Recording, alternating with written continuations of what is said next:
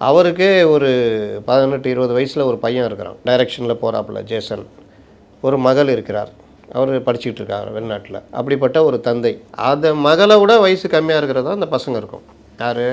இந்த +2ல பாஸ் ஆகுற பசங்க, 10த்ல பாஸ் ஆகுற பசங்க. அவர்களை கூப்பிட்டு பாராட்டி மோதிரம், வைர மோதிரம், வைர கம்மல் குடுத்து, அவர்களுடைய அந்த இத பாராட்டுறது.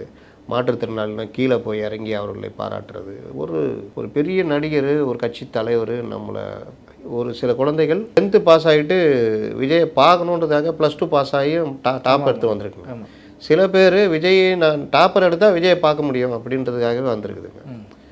அப்போ இது ஒரு வகையான ஒரு மோட்டிவேஷன் தானே. அங்கே கூப்பிட்டு உட்கார வச்சுட்டு வேறு எதுவும் பண்ணலையே. அவனை பாராட்டுறாரு, அவங்க பேசணுன்னா பேச விட்றாரு. 2வது அவர்களுக்கு சால்வை அணிவிச்சு அவங்க ஃபோட்டோ எடுத்துக்க விரும்புகிறாங்க. இவர் அழகாக அவங்க மேலே தோளில் கை போட்டு ஒரு தந்தையாக, ஒரு தனையனாக அவர் பண்ணுறாரு. இதில் என்ன குறை கண்டீங்க?